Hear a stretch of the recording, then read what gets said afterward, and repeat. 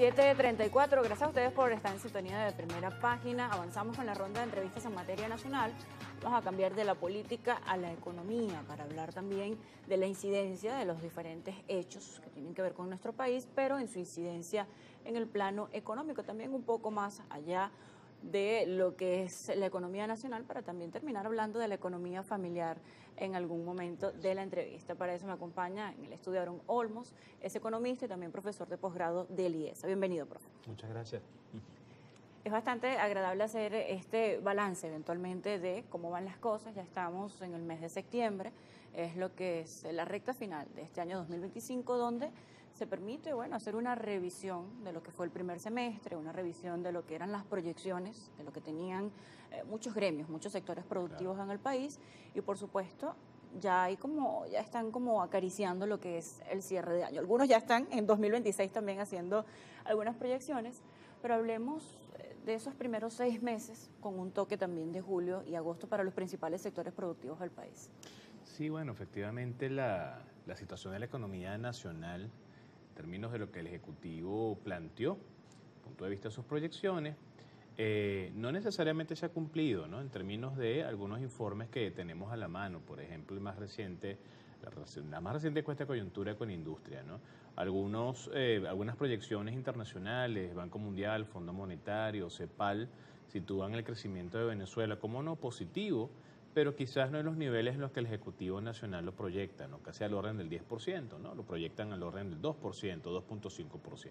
Pero dista mucho, o sea... Claro, y el tema con esto, y tu palabra ahí adelante, es que una cosa es la visión del Ejecutivo Nacional desde el punto de vista de las potencialidades industriales, y otra cosa es lo que nos hace ver quizás con industria, con su informe, con una Venezuela que tiene una capacidad utilizada de menos del 46%, ¿no? Por ejemplo.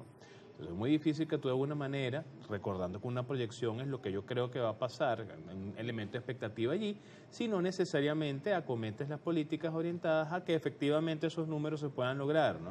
Yo puedo proyectar una cifra increíblemente amplia, pero si de alguna manera a nivel de las fuerzas productivas no estoy acometiendo lo necesario para que eso pase, va a ser un poco difícil, sobre todo ya como tú lo decías en esta recta final, estos últimos meses del año 2025, ¿no? Claro, se hace la proyección contando con lo que hay en potencia, pero para eso, esa potencia, debe ser activada, debe ser puesta en marcha o en desarrollo para que esta proyección sea alcanzada.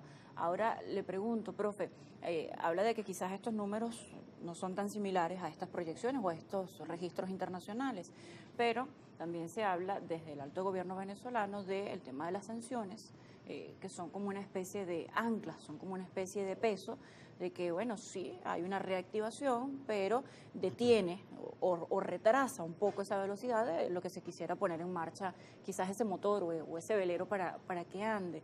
Entonces siempre el televidente siempre se pregunta, pero el tema de sanciones sigue afectando, no sigue afectando, hasta qué punto se han tomado medidas para combatirlas o para tener otras medidas alternativas. O sea, este punto de las sanciones, ¿qué tanto peso sigue haciendo? Bueno, fíjate tú que si bien las sanciones tienen un peso, el Centro Internacional de Inversión Productiva tiene estadísticas que nos hablan no solamente de la cantidad y las ubicaciones o las direcciones de esas sanciones, personas, buques, empresas. De alguna manera también hay que recordar que antes de las sanciones ya la economía venezolana venía con un proceso de decaimiento estructural importante, ¿no? Tienen su peso, claro que sí, han afectado, claro que sí, pero es posible que nosotros podamos ver potencialidades, como tú decías, dentro de la propia economía desde el punto de vista de la recuperación.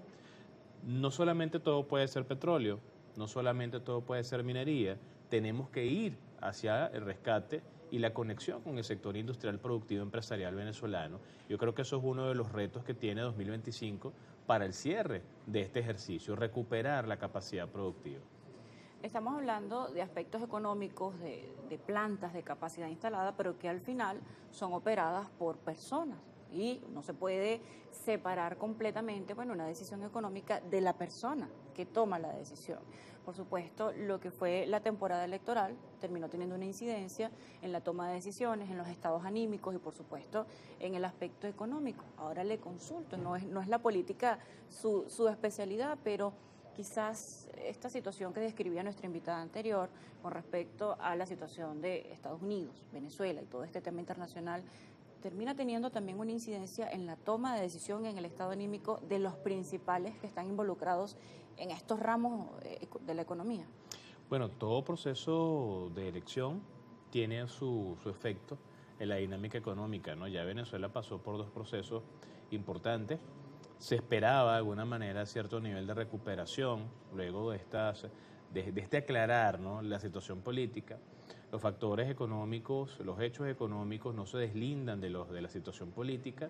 Tú comentas el estado anímico de las personas, no solamente de los decisores a nivel de estrategia, sino del consumidor en general, ¿no? Consumidor, un usuario que en Venezuela está un tanto agotado, ¿no?, de tanta cosa que está ocurriendo y que no necesariamente ve soluciones directas en su día a día desde el punto de vista de su recuperación del poder de compra, ¿no? Y que eso de alguna manera es uno de los principales problemas que podemos entender. Más allá de la política, más allá del esfuerzo que se está haciendo desde diferentes entes o espacios, más allá de la situación propia geopolítica que tiene Venezuela, que de verdad que es bastante compleja. Ni creo que ningún país ha tenido una situación tan compleja como la que estamos viendo en los actuales momentos. El venezolano de a pie, todos los que de alguna manera nos paramos temprano a ir a trabajar, vemos cómo se ve mermado, se disminuye la capacidad de compra y por ende el bienestar, ¿no? Y ese es uno de los principales problemas a atacar también, la recuperación no solamente del estado de ánimo, sino también del poder de compra y el salario de los venezolanos. Bien, debemos hacer una pausa. Estamos en entrevista con Aaron Olmos, es economista, también profesor de posgrado del IESA, analizando la incidencia que tienen los diferentes hechos políticos en la economía nacional, y ya vamos a entrar también a hablar un poco de la economía familiar, hablando de ese venezolano de a pie. Ya venimos.